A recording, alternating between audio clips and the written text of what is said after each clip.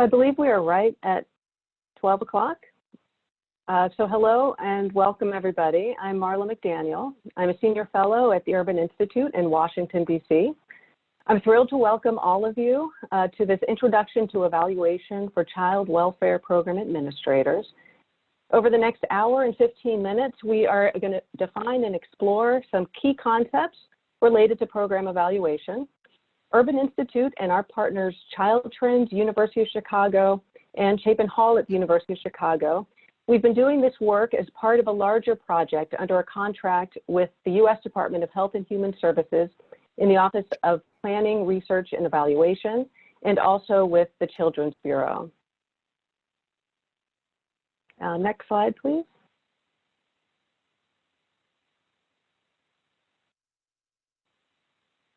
We're recording this webinar, and it and the slides will be available online at some point after this event. With such a large group, unfortunately, we have muted all the participants, but we do want to hear from you. So please type your questions and comments into the Q&A box. We're going to pause at different points to field as many questions as we can. Just a quick note, unlike a chat function, if you're familiar with Zoom, your questions will just be sent to the panelists unless or until we type a response. I'm now going to turn this over to our Federal Project Officer, Dr. Kathleen Dwyer, for brief remarks and a welcome.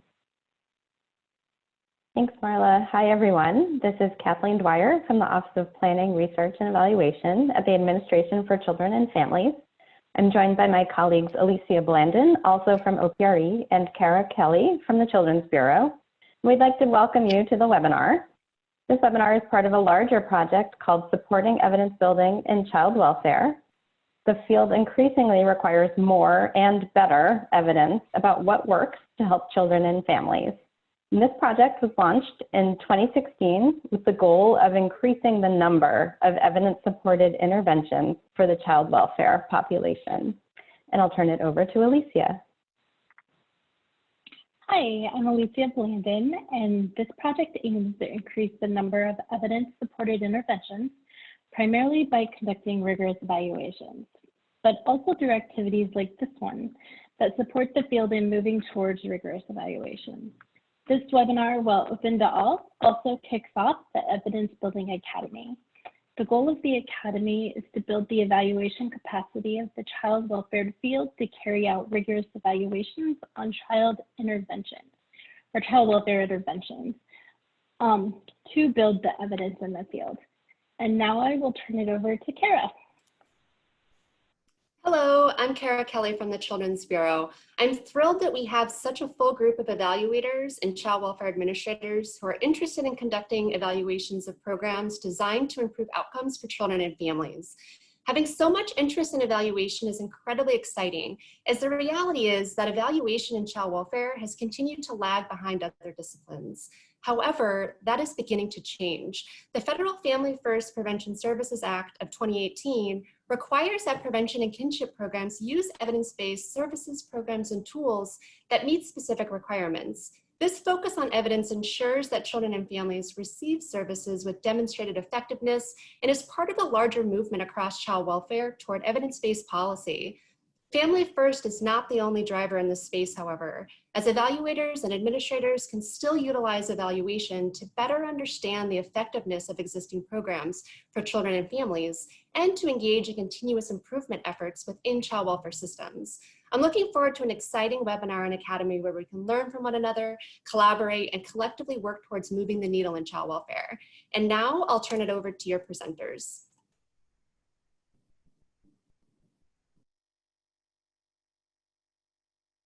Hi, everyone. I'm Bridget Leary with the Urban Institute. I'm a researcher there where I evaluate child welfare programs. And before that, I directed research and evaluation for the San Francisco Human Services Agency, where I both implemented and evaluated programs. And hello again, I'm Marla McDaniel. I've been at Urban for 15 years, evaluating programs and policies in many areas, including child welfare.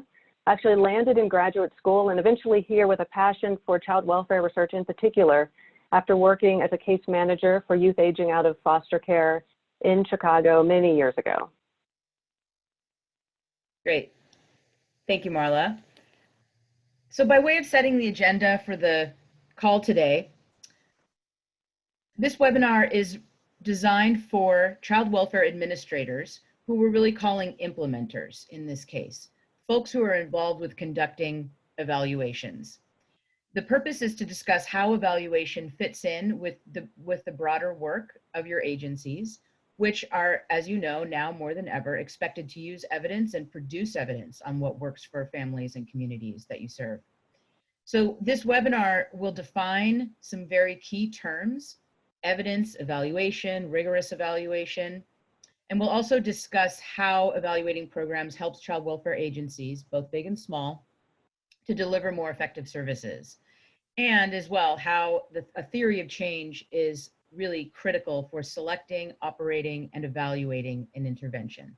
And we'll also talk about some concerns that folks typically have about engaging in rigorous evaluation. Next slide, please. So to start off as a little warm up, we'd love to get a sense for who's in the virtual room today. So we're going to post this poll you'll see pop up on your screen right now. If you could just take 2 seconds and fill that out, please. And then we'll share the results in a moment.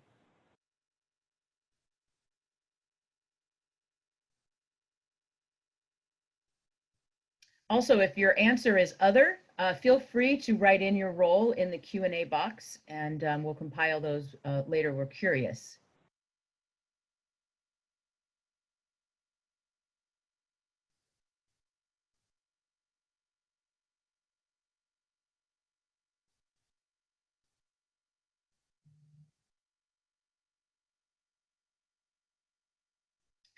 Great. All right, terrific. Wow. So the most prevalent response is other. So fantastic. So we have about 1/3 are child welfare agency administrators, about 13% are evaluators inside the child welfare agency, and about almost double that is evaluators outside the agencies. This is a really lovely mix, and I think you'll each of you will have you'll get something out of this. So thank you very much, and we'll go ahead and do that. Oh, and Bridget, I can say that some of the other categories look to be evidence-based practice specialist, public policy graduate student, management analyst, a federal staff who oversees grants and programs with evaluation requirements. So thank you for these responses. This is helpful. Great, terrific. Okay, let's see the next slide, please. We have one more poll. So we're curious as to whether you have either evaluated or helped evaluate a program in the past.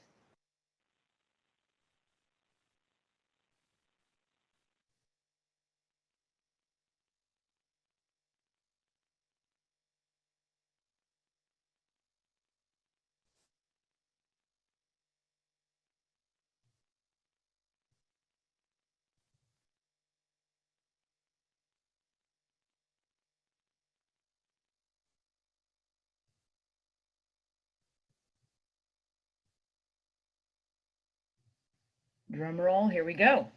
All right, almost 3/4 have been involved in an evaluation already. And I hope that the 2% who are not sure, maybe we'll provide some clarity, and then we can return to that at the end. So great, thank you very much for warming up with us. Next slide, please.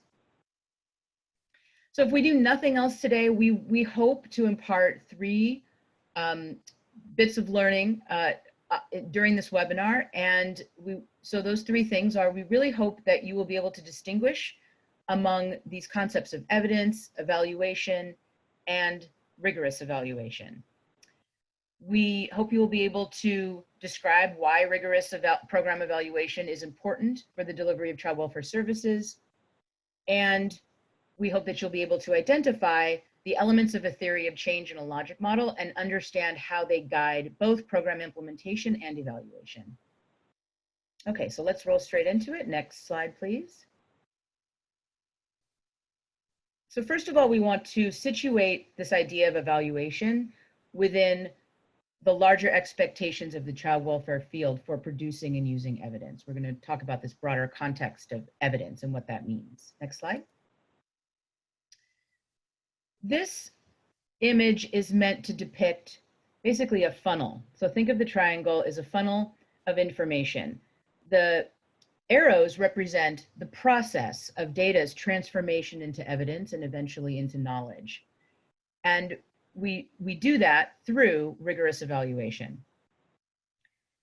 Data at the top represent a large body of things. Data are everywhere. However, data itself are not evidence. Data are just bits and bytes. They're just ones and zeros. And the job of the evaluator or the implementer is to make some sense of that information, of that data, and convert it into evidence. Using the best practices of scientific principles, collecting it, organizing it well, having good quality data, all can be used to produce evidence. So the focus of this webinar is around rigorous evaluation and the use of data through rigorous evaluation to produce that evidence. Rigorous evaluation adheres to scientific principles, and the job of the evaluator is to use the strongest design and measurement to translate data into some evidence that answers a specific question. I should also say that rigorous evaluation isn't limited to randomized controlled trials. There are other strong designs that can yield evidence about effectiveness, but sometimes when people hear this term rigorous evaluation, you might immediately think of a randomized controlled trial, an RCT, which is exactly what some evaluators are talking about. But here we want to define rigor the way that the Administration for Children and Families does. And what we mean by that is the best research methods being brought to bear to address the research questions, which means that studies that look at impact, that could be, rigorous evaluations could be studies that look at impact, but they could also be studies that look at how a program works, like process studies. They can also be rigorously conducted. And then finally, at the bottom of this triangle or funnel is evidence, because it takes a lot of data, analyzed well, producing a lot of evidence in rigorous evaluations and multiple times in order to get to knowledge about the subject. So that's where we want to go in the field. We want to get to knowledge about effective services through rigorous evaluation. Next slide, please. So a couple more words about this word evidence. We think that making better decisions in child welfare requires evidence. Evidence is a type of knowledge that comes from scientific data analysis. Evidence is not a hunch, it's not clinical judgment or anecdote. Evidence is information that's used to support an observation, a claim, a hypothesis, or a decision. In simple terms, evidence answers the question, how do you know something? And as you'll see later in this talk, this idea that evidence supports an observation is how you build and defend a theory of change for your program. Evidence, of course, can be quantitative or qualitative. It's information that's been developed using scientifically defensible methods, that those methods are explicit, systematic, and open to the scrutiny of others. Quantitative data measures the amount of something. Qualitative data measures how something is done, or it typically describes an experience or an event or a process. And both of those are types of data that can contribute to evidence. Evidence can also be found or derived from many places. It's obviously available, the data are available in your SACWIS or CWIS systems. You can derive evidence there. You can also derive evidence from case record reviews. You could derive evidence from stakeholder feedback and also journal articles, the social science literature, other reports. Next slide, please.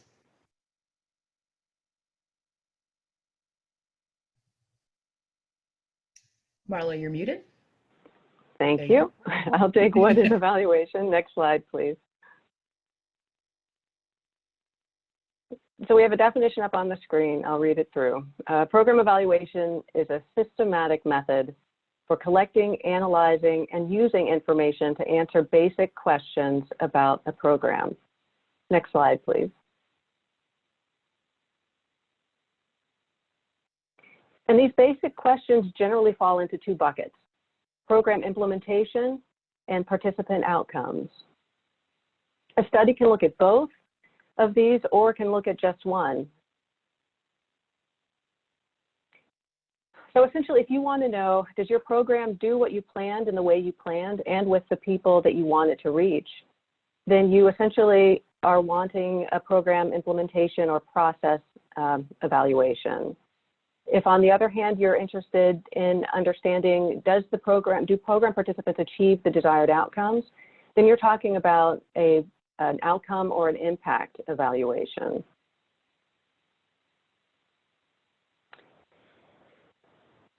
Now, a couple things to point out: whether your program is very new or if it's very well established, these questions apply.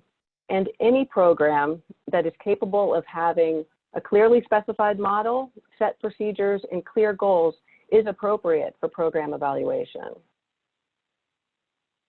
Next slide, please. So what makes an evaluation rigorous? Well, rigor is about methods that accomplish the following. It must ensure that what we're inferring about cause and effect is well-founded. So our inferences are not based on conjecture, but on very carefully scrutinized information. Second, we are very particular about clarifying for whom, in what setting, and under what circumstances we can generalize our results. If we have a program for parenting teens, we won't generalize that it would be effective for grandparents, for instance. And then third, it requires that we use measures that accurately capture the information we intend. So for our parenting program, what are the measures that we're using to actually measure parenting? Now, a couple words on what rigorous evaluation is not. Rigorous evaluation does not mean that the program will be shown effective. And often we hear that that's an expectation when people commit to a rigorous evaluation.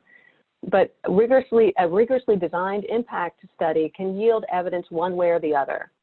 It works, it doesn't work, or it works somewhat for some people. But your program still needs to be delivered as intended to the people it's designed for in the right way with enough exposure to it. And a rigorous implementation study can help you tell that. Number two, rigorous evaluation is not limited to impact evaluations. As I just indicated, you can have a rigorous implementation study, but impact evaluations are special because they can tell you if your program works. And I want to say a word about how that is. So essentially, a rigorous impact evaluation sets up your program to compare people getting the program to similar people who aren't getting the program. And it's basically able to measure what would have happened to Sally if she had not participated in your parenting program. It's important to keep in mind that there are several evaluation design options that can help you accomplish this, but many design options don't. So if this is the question you're interested in answering, there are very particular designs that you will need to be able to address that. Rigorous evaluation requires the most identical comparison group that you can identify that can give us the ability to see and test the counterfactual at the same time. And what we mean by that is it basically gives you a simultaneous lens into what is happening when parenting teams haven't had your program compared to when they do. Next slide, please. So here's a pausing moment. We would love to hear what you might be thinking at this point.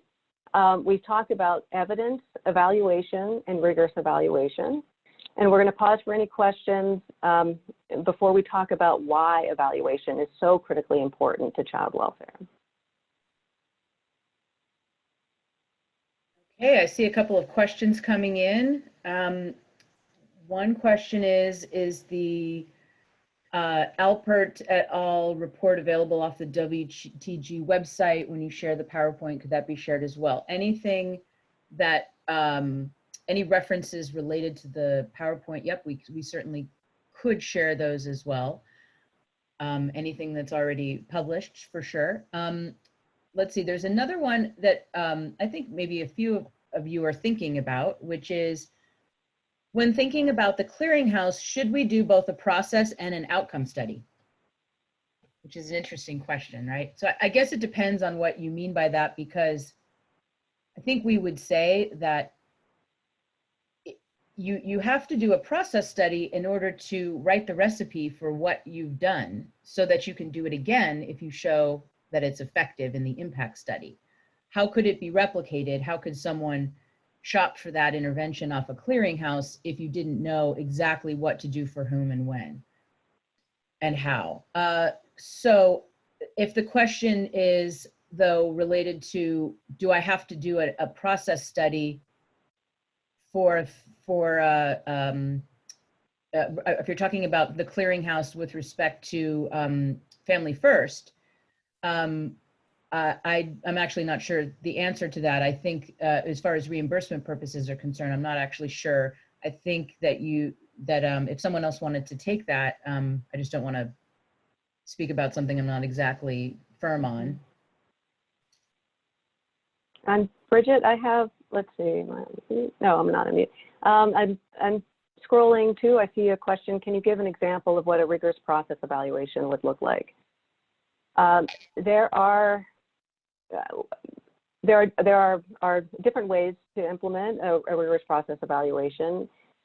Implementation science is one method of implementing in a rigorous way that sets you up to focus on some of the key drivers of elements of a program. What makes a program effective? We know that leadership has something to do with a program effectiveness. We know that how staff are understanding and trained on the intervention are important for successful implementation. So a rigorous implementation, so as an example of a rigorous implementation study, you would very systematically track those elements. I don't know if Bridget wants to add anything more on that one. No, that sounds good. Can you offer examples of non-RCTs? Yeah. Quasi-experimental designs can be quite rigorous, such as interrupted time series, difference in difference designs, regression discontinuity designs, propensity score matching. They all have limitations, but they're all meant to try to mimic this idea of a comparison group that looks like what Marla described. Sally gets a program, and what would she have gotten if what would happen to her had she not got the program? So there are a number of designs that are quite rigorous at getting towards causality.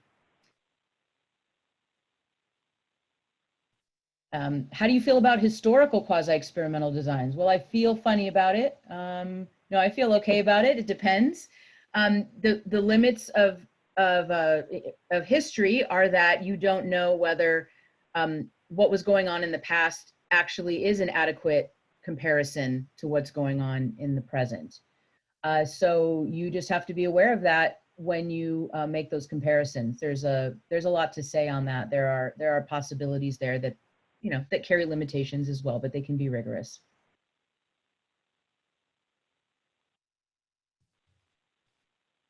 Okay, we have well, here's another one that's similar to one that Bridget had answered. We mentioned both qualitative and quantitative methods, but can both of those methods be used for the clearinghouse? It's very similar to wondering whether an implementation study can and should be included with an impact evaluation when being considered for the clearinghouse. And the answer is yes. I mean, it's, we typically would like to pair both of them together because you can learn things about the impact of a program once you know much more about the nuts and bolts of what happened in that program. So we tend to like to join qualitative and quantitative.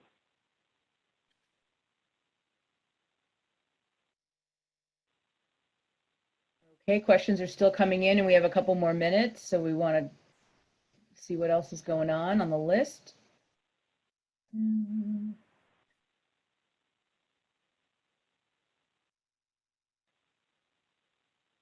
Let's see. How might rigorous evaluation work when a program doesn't have a finite beginning and end point? This is a very common problem. For example, the endpoint is often an issue.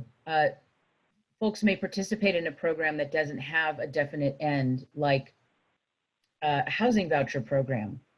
And I think I think the jury is a little bit out on that. It doesn't mean that you can't set boundaries and come up with a reasonable period of time of participation, but it does end up being a bit of a limitation. And so it's a challenge in our field, it's a challenge in other fields, it's a challenge in medicine as well, where it's unclear where a treatment might actually stop.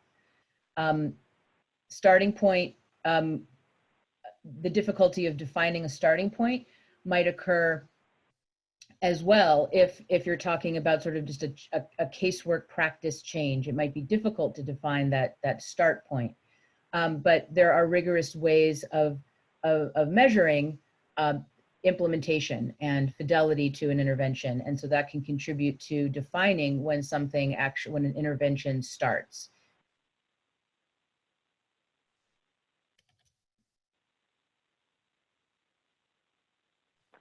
Here's a question. If we would be interested in doing an evaluation for a program's cultural adaptation, would there be a recommendation on the type of evaluation we do, or should we just look at it as a completely new evaluation?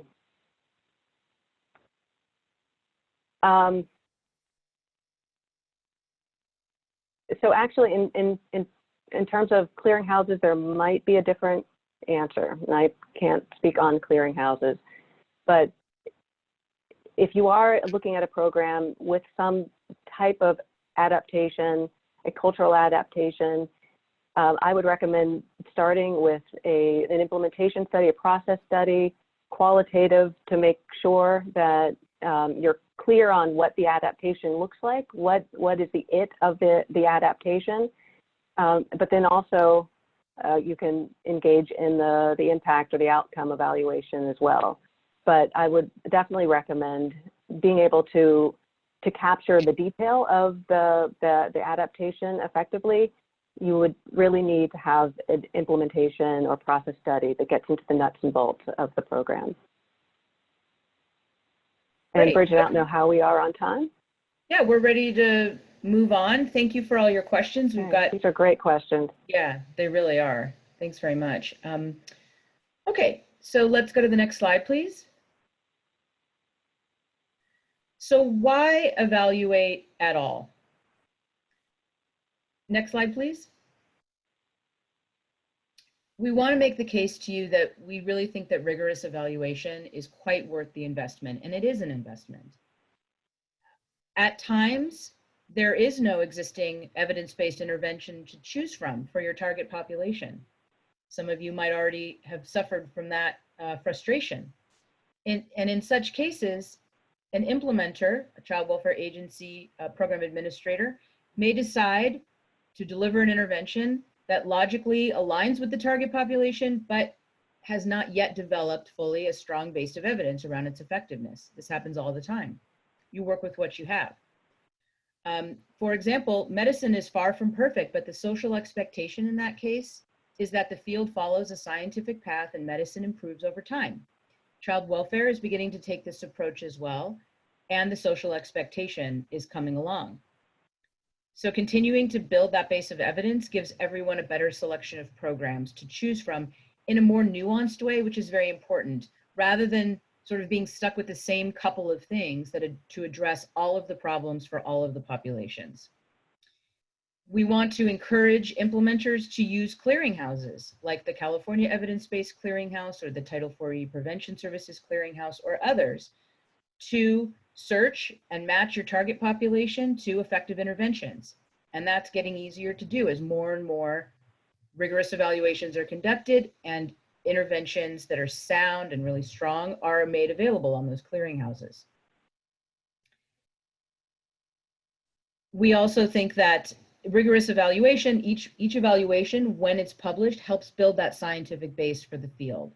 And when those are made available to the field, that helps you all know that a particular intervention has been rigorously evaluated and can be considered for use. And of course, also, Family First requires that state plans identify in their Family First Prevention Services plans that those plans include highly rated, that is, evidence-based programs. Now, of course, if you don't evaluate, you can't know if your program works. And so that's a really important point. If you do find that your program shows evidence of effectiveness, that is very, very much worth the investment, because then you can do it again, right? If the evaluation shows that it doesn't necessarily work for everyone in every place or the way you thought it did, or it shows null effects and you're not sure, that is also valuable information, and the investment was worth it because you can shift resources elsewhere. It takes time and money to evaluate, that's for sure, but the benefits of doing so, regardless of the results, are worth it. So we think that that's particularly important because when you evaluate, you're forced to write down what you did. Who did you serve? When did you serve them? How did you serve them? And having that documentation of what you did and how you measured it the first time gives you that starting point for a manual that you can replicate if you do want to do it again, or you do want to try it but tweak it a little bit with a different population, for example. So finally, we want you to be able to show program benefits to funders and the other stakeholders like the community, and evaluations are the way to do that. I'll give you one example. In my prior role in the San Francisco Child Welfare Agency, we were part of a Children's Bureau demonstration project on supportive housing for child welfare families. And based on having done that evaluation, we were able to use that information to write a successful application for state funding from the state of California to scale up the program. Okay, next slide, please. A couple of concepts we're going to go into in greater detail. The toolbox for rigorous evaluation includes a lot of things, but the two biggest, most important tools are the theory of change and the logic model. In other words, the compass and the map. The theory of change is the compass that tells you what direction you're facing, and the map tells you how to get where you want to go.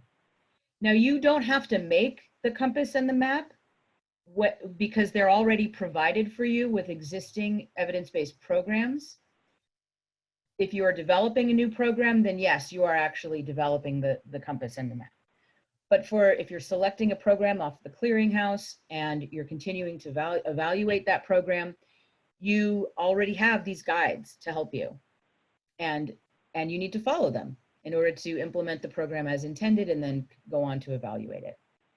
Next slide, please. So first, let's talk about the theory of change.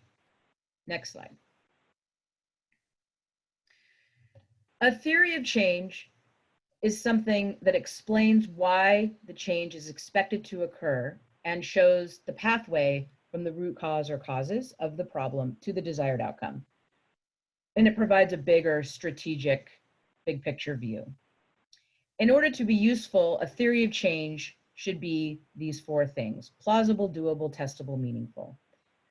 What I mean by that is plausible means that there's widespread agreement that the logic of the program is correct, that there's data or evidence to support that logic. If we do X and Y, we should get the results that we want.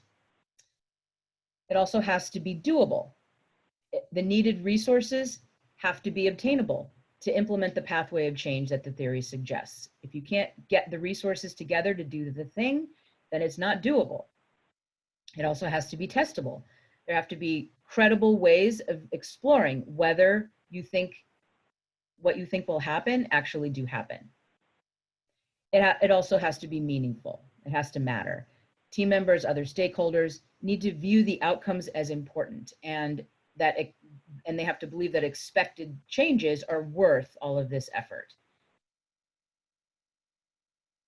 So making a good theory of change means developing a theory about what actions will lead to the desired outcomes. Theories are made up of claims and hypotheses, which should be supported by evidence. And finding, developing, and using evidence should lead to better outcomes. So that's why we want to talk so specifically about this theory of change. Next slide, please.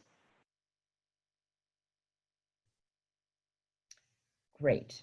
Okay, so a rigorous evaluation requires the program to have a strong theory.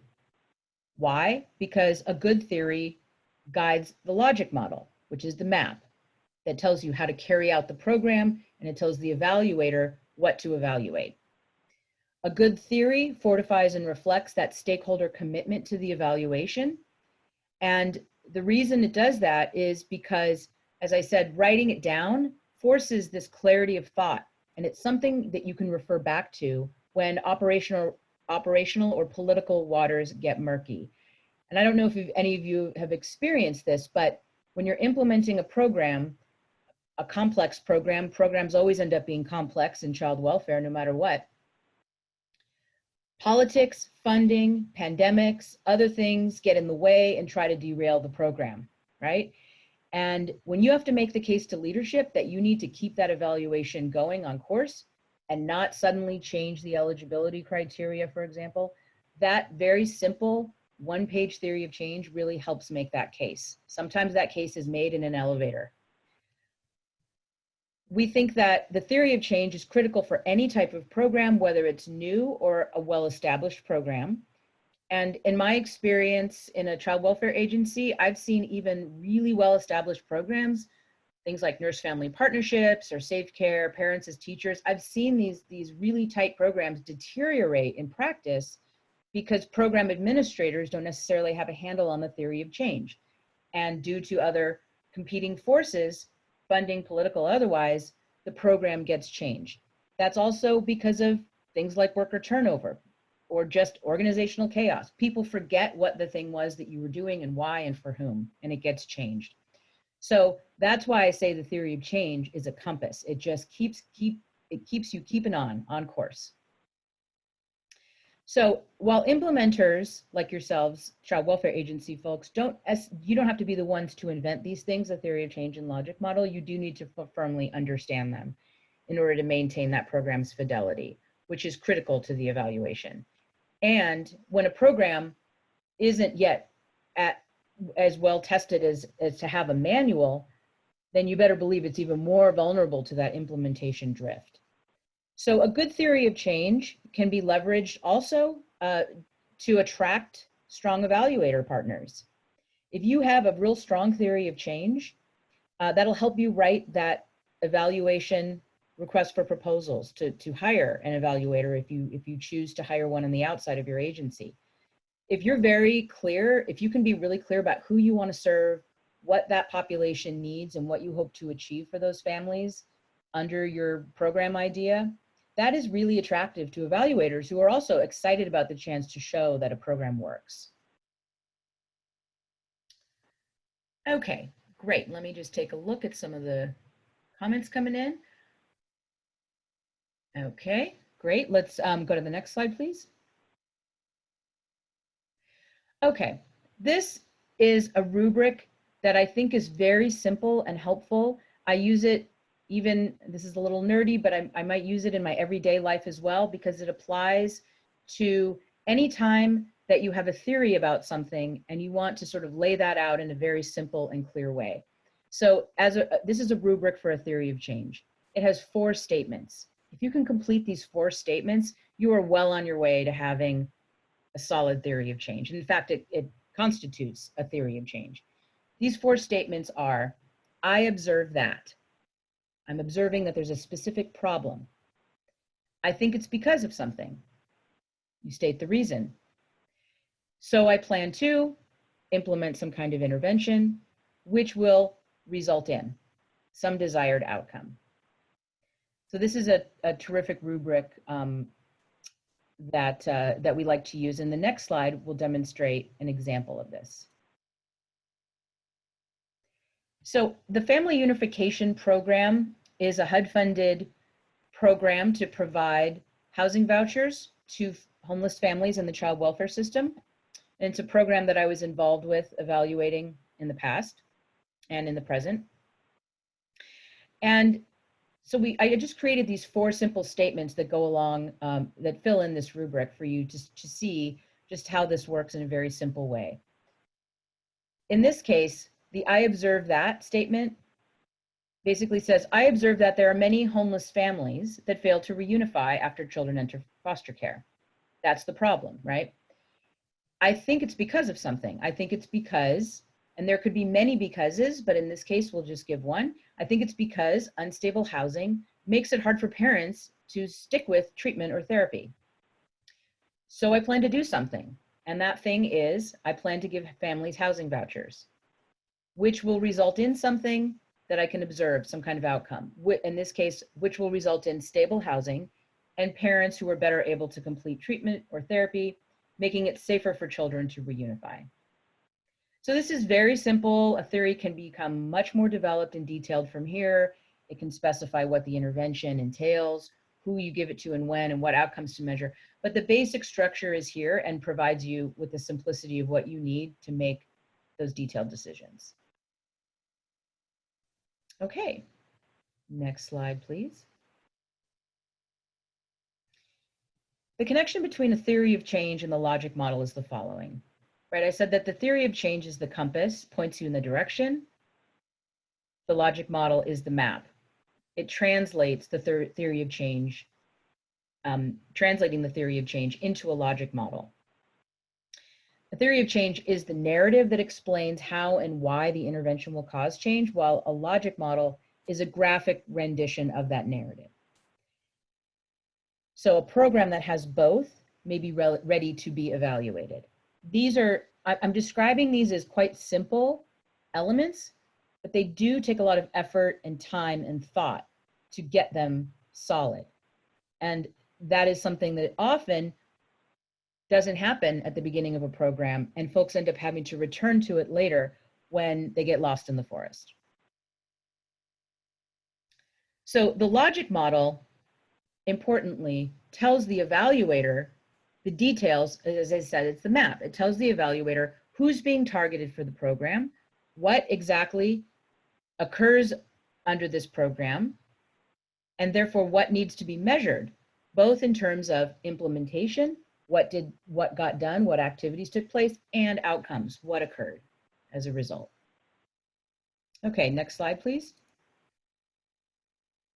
So the next 2 slides are going to be examples of a logic model. This one, because I like pie, this is an example to describe the basics of what a logic model has on it. Now, a logic model consists of boxes and arrows. Many of you have seen these. They're available online everywhere. Many are just that, boxes and arrows. They're not necessarily logically constructed, but if done well, it should reflect your theory of change. The logic model specifies the recipe for the pie. So if I'm trying to have a dinner party and I want my guests to be happy, one of the things I want to do is make them a pie, and I think that's going to lead to my guests being happy at the end of the night. So the logic model specifies that recipe and all the steps. If that's clear, then someone else could pick up that recipe, someone else in another child welfare agency could pick up that program and apply it and do it and get the same result or a similar result. So there are 4 categories here, right? There are inputs, things that I'm going to put in, and those include the recipe written down itself, the ingredients, the dishes, the utensils, the oven, and then I'm going to do things with those inputs. I'm going to actually do activities, and those are, I'm going to measure stuff, I'm going to mix it all up, I'm going to grease the pan, I'm going to pour the filling, I'm going to bake the pie. And what do I get out of that? Of course, the pie comes out of the oven. But the outcomes that I'm looking for as a result of doing that are full stomachs and happy guests. So again, just to reiterate, both the theory of change and the logic model are important, they're excellent defenses for responding to concerns about evaluation. That theory of change serves as the compass for when stakeholders want to change things for any number of reasons, and it grounds everyone. And the logic model guides you and guides the evaluator through how to know what to measure for whom and when and how. Okay, the next slide, please. This is a real life logic model. I will read every word on this slide. No, I won't. This is a very complicated logic model, but that's the reality. This took many hours and iterations with all the project partners. This is a logic model that was used for the Children's Bureau housing demonstration project that I worked on, which, as I mentioned, was about supportive housing for child welfare involved homeless families. And it reflects the theory of change that I described a few slides ago. And it includes all these detailed inputs of all the agencies that are involved to implement this program, all the activities that we carried out, all the outputs that resulted, how many people we served, etc. And then the short and long-term outcomes, which included all the ones that you all are thinking about all the time: safety, permanency, well-being. So having this will really let the evaluator know what the target population is, from which to design a comparison group, and what to measure for outcomes. And you may have a simple version of this that you then develop in more detail in partnership with an evaluator. Next slide, please. So we'll pause there for a moment or two or three, and we'll take some more questions because I'm sure many have come in.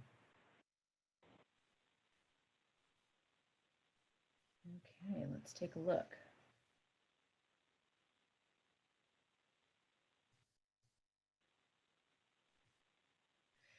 Do we typically need to have an expected outcome for each input in a logic model, or can there be many inputs to one outcome? I don't see why not. I don't think there has to be a one-to-one relationship. Sometimes it takes many things to get to one outcome. That's fine, as long as there aren't any free-floating inputs that don't seem to lead logically to any kind of outcome.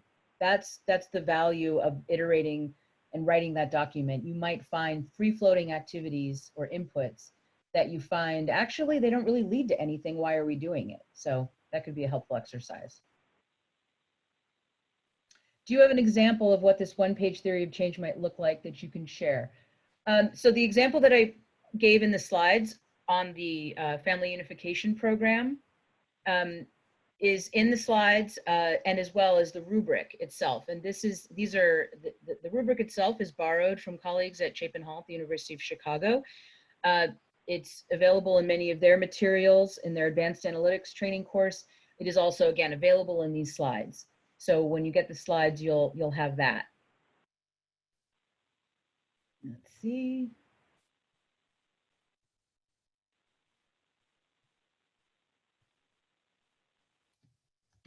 Just reading through.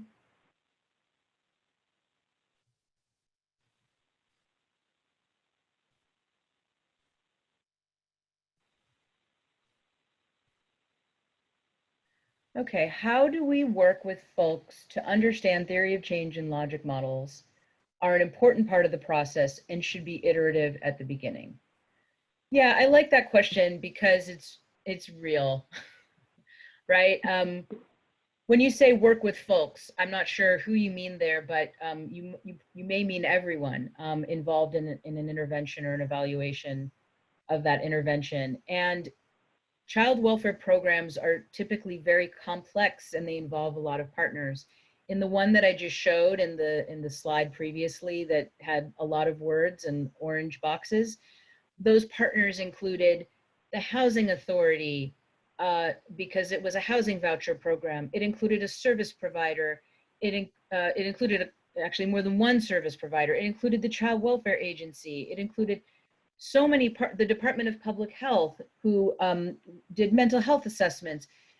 All of these folks, if they're in the logic model, they have to be partners at the table to help build this thing.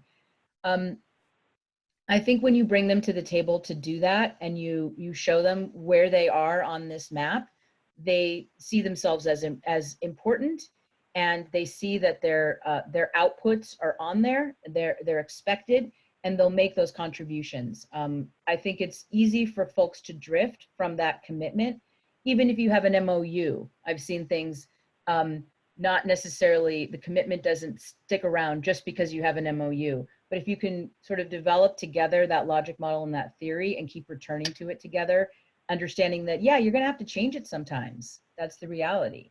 But starting at the beginning is the way to do that and getting those partners together.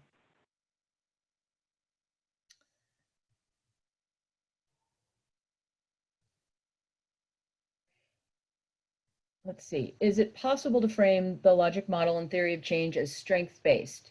How would you recommend we work with our team to frame the activities based on a strength-based frame? Well, I would say it doesn't immediately seem to me that it wouldn't be strengths-based, but you could make it clear that the value of doing this is that you want to be able to very clearly identify what it is it takes to get to that better outcome that you're looking for families. And doing so in an ad hoc way is really not strengths-based, because you're not going to be able to repeat it.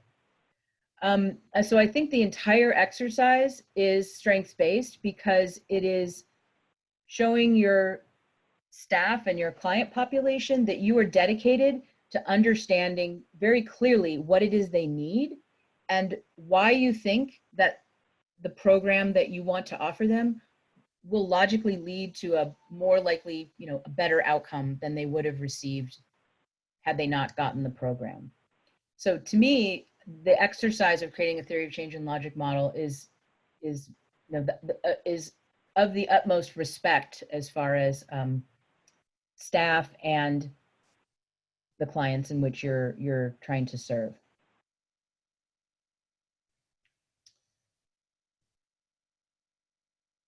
Okay, I think that runs through most of the questions. Anything else that we can answer here, Marla?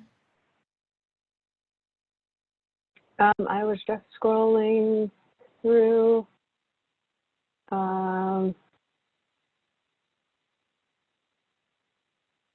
Yeah, I think you answered most of them. Okay. We also will have some links to share on the Administration for Children and Families website around handbooks and so forth, standards for clearinghouse, handbook standards and procedures. We have some questions coming in about that. So along with the slides, when we're ready to post those, we'll post also the links that you might want to refer to based on some of these very specific questions that are coming in about Family First and some other things. So we'll have that for you as well. And actually, Bridget, one came in that I'm interested in your response to. I'll just read it. If you are evaluating a program that does not have a written theory of change and logic model, should the evaluator write it or request the program director to? Who do you push it on to? Well, I think it depends on the relationships. I think it's something that should be developed in partnership. Now, if it's the type of thing as an evaluator inside a child welfare agency, what I would do was to often share that rubric that I observed that. I think it's because, so I plan to, which will result in, it's not intimidating to people, right? To just say those 4 simple statements. I would share that rubric and perhaps draft a possible response to those 4 statements and share that with the program administrator to see, like, does this fit? Let's work through it together. So taking a first pass is a good idea. Depending on which side of the table you're coming from, it doesn't matter. If you're the evaluator, you might draft it for the administrator. If you're the program administrator, you should try to draft it for your evaluator so that your evaluator can start working and start to figure out, okay, how am I going to come up with a comparison group if I don't know for sure who we're going to serve in this program? So I don't know who to compare them to, right? So drafting these documents, either side of the table can do it first, and they should be joint and iterative. Okay. Great. I think we're ready to, I want to just give a conclusion slide before we go on to a final piece here. I just want to sort of reiterate the things that we've talked about so far around these concepts of evidence, evaluation, rigorous evaluation. And I hope that you feel that you've gotten a good sense for the fact that evidence is something that answers a question. How do you know something? And we learned today that data, if collected and organized and analyzed well, can produce evidence. And a rigorous evaluation is an example of this. It answers that question, how do I know the program works? A rigorous evaluation relies on a strong theory of change and logic model, but so does program implementation in the first place. And that's true whether a program is brand new, whether it's in development, or whether it's well established. Those tools are critical to doing the work of evaluation, which relies on strong implementation. So that means that implementers, public and private child welfare agencies, and others who are involved with delivering interventions are critical collaborators with evaluators. Implementers have to carry out these very disciplined behaviors and activities according to the theory and the logic model in order to get the right clients to the right program at the right time and in the right amount. And you know how challenging that is sometimes. Now, finally, the child welfare field really is at a critical inflection point. It has more supports than ever because of Family First and other recent federal and state policies. We have more supports than ever to build evidence and particularly to support rigorous evaluation. We think the investment's worth it because children and families deserve the best that we can offer them. All right, next slide. So in our remaining time, we wanted to consider some common concerns and discuss them. Next slide, please.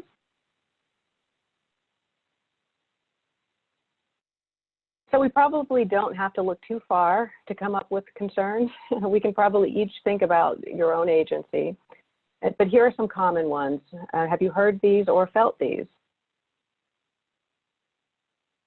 The first one, it diverts resources from the program and hurts participants. Well, a legitimate response would be it helps find what works, which benefits participants. Also, sometimes what we're doing isn't helping. And I think we can make the case that that's critically important to know too, perhaps more important sometimes. Number two, you might often hear and feel that it burdens program staff. And the answer there is yes, there is the potential for staff burden, but staff also actually have a lot to gain. The burden is related to the fact that staff typically have the most contact with and are most familiar with participants. But because of that connection to participants, staff also gain in ways such as being able to, the evaluation itself will provide information to help improve the work with participants. Evaluations help staff know even more about the program and participant needs. And importantly, evaluations can validate the successes that your program and your staff may be having. In terms of burden, there are some ways that burden can be decreased somewhat when programs incorporate their evaluation activities in with their program activities. So if there are common forms that you can use so that you don't have to separate what staff are collecting in relation to or helping to provide for the evaluator in relation to the evaluation versus what they're doing for the program. Sometimes some of those questions are quite aligned, and it might strengthen some of the program activities to build in incorporating some of those questions and whatever you're using, those procedures. Third, it's too complicated. Yes, we can say there are technical aspects, but when you think about it, program managers are often already doing this work informally. And what do we mean by that? Program managers, you're often figuring out if the program objectives are being met. You're also trying to figure out which aspects work and which aren't working so well. And evaluations help with knowing this even more systematically and more confidently. You also may feel, negative results make your program look bad, and we could lose funding. So that's a legitimate concern, but we also argue that a legitimate response is that it's not just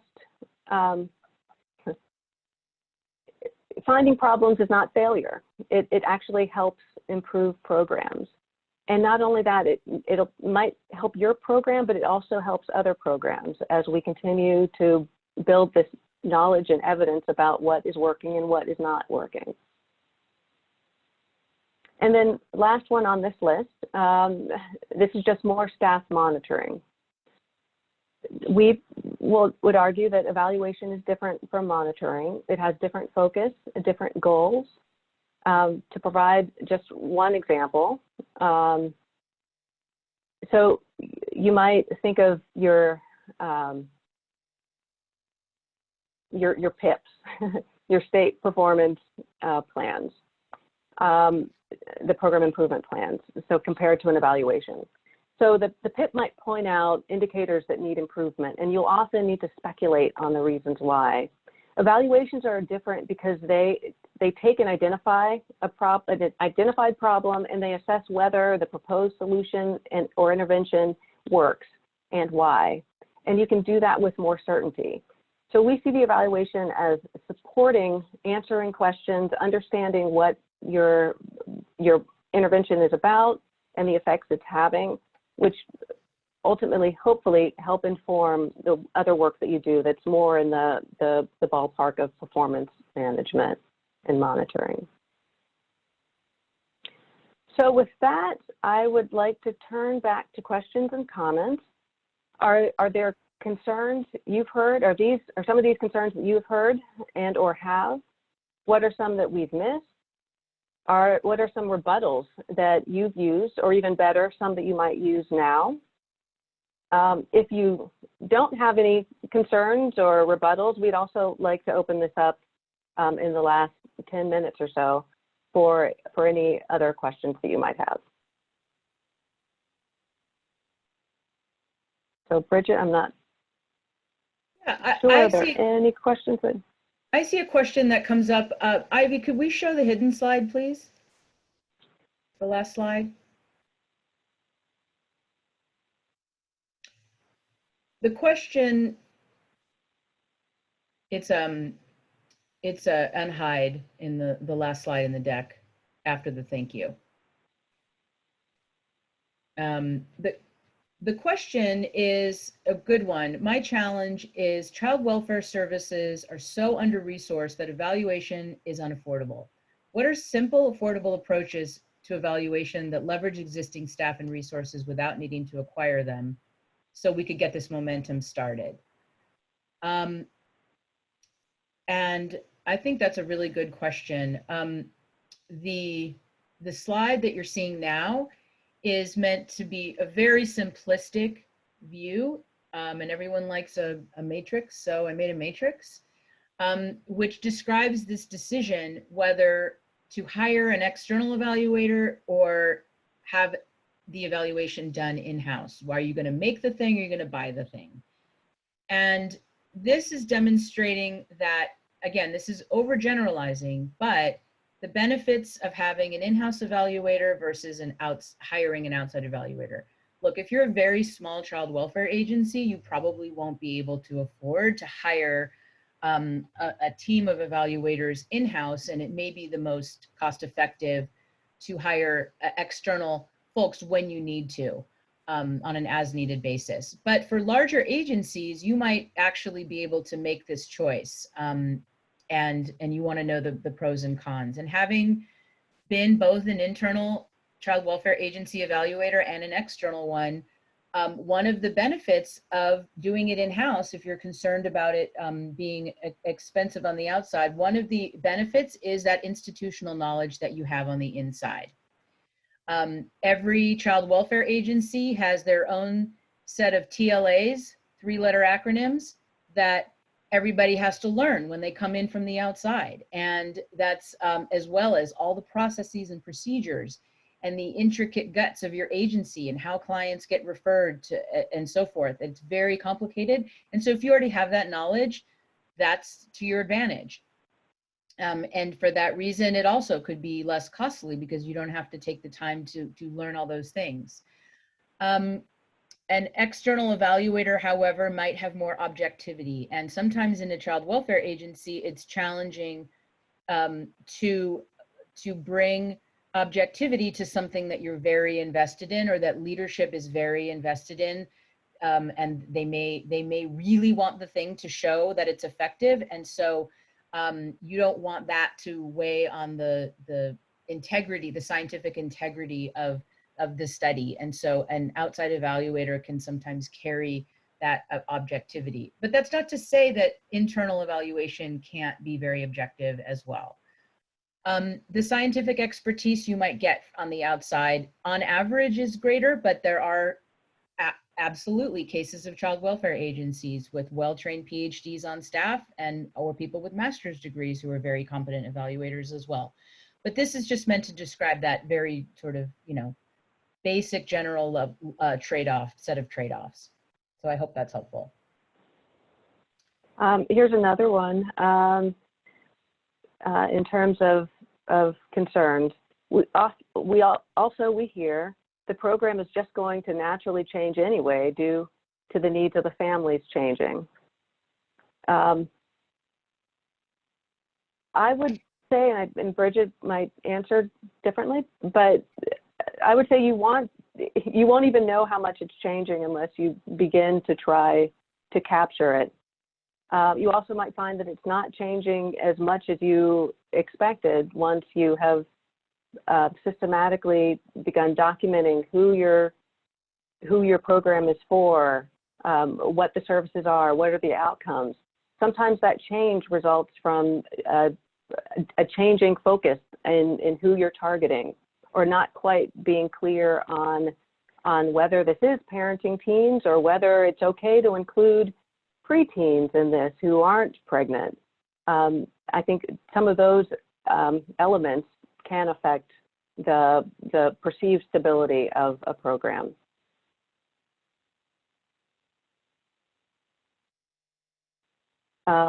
This actually goes back to a comparison group, a question about comparison group. Can you please address concerns about using a comparison group? And they clarified, I think what I'm wondering is how you can have a comparison or control group to determine whether a program is being implemented as intended. Or are you saying a rigorous process evaluation doesn't need a comparison group? Thank you for asking the question and clarifying. So when we think of a comparison group, we are thinking about rigorous impact evaluation. What we're looking for in a rigorous implementation evaluation, you really are interested in what is this program for the people who are participating in the program. Now, as I'm talking out loud, there are nuances to that. There are things called rapid cycle type evaluations that are kind of verging on implementation, where if there's a piece of your internal processes that you're trying to sort out, you might implement a procedure slightly differently for one set of participants and do it an alternative way for other participants and see how that change happens. But typically, I think when many evaluators are thinking about the implementation or the process study, they are thinking not so much about the comparison group. They're really trying to capture how is this program working for the people who are participating.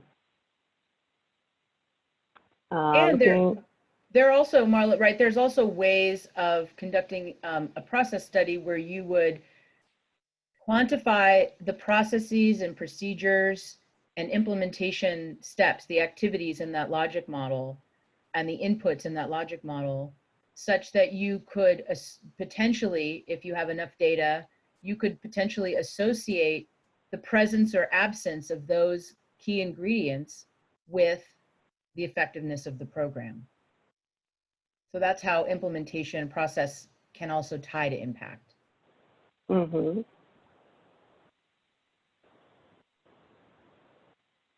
We have a couple more minutes. Can you comment on, oh, Marla, would you like to take this question? Can you comment on client self-reporting and its value as evidence? Let's see. See what they're getting at there? I think. Oh, I'm not seeing it. The bottom. Do you mind reading? Very bottom. Oh, yeah, that's a great question. There are times when we might look skeptically on self-reported ratings of things. There are other times when it's essential to understand the self-reported perceptions of the participants. Often in our studies,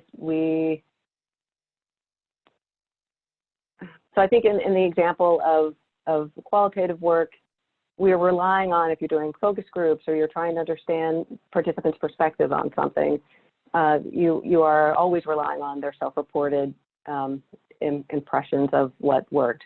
Often in impact evaluation, you're also trying to get information or data that's external to the person themselves, like administrative data the best word. Administrative data can help you sort out kind of the different variation in how people might report an experience. If it's something that's captured consistently for everybody that you're considering in your evaluation. In some cases, some of the outcomes that we're interested in, well-being outcomes, it's really difficult to get at those answers without having a self-report measure. But to the extent that there are ways sometimes to triangulate answers or get information from not just the client, but also a teacher or whoever else is working with the participant is one way. But that's a great question. Bridget, yeah. Any more you would add? I mean, the other thing is sometimes evaluations will include client satisfaction as an outcome to measure, and that is something that is absolutely self-reported. You can't tell someone else whether they're satisfied. That wouldn't be the entire thing that you're looking for as an outcome in a program, of course. If you don't get other good child welfare outcomes, but everyone liked the program, that's not good enough. But it is helpful to know whether people are satisfied with it, because that'll motivate them and to participate, which is really important in child welfare programs, to get motivation. So that self-reporting is important there. So it looks like we have about only 2 minutes left. I don't know if that's time for one more question or whether we were going to wrap up. Let's see.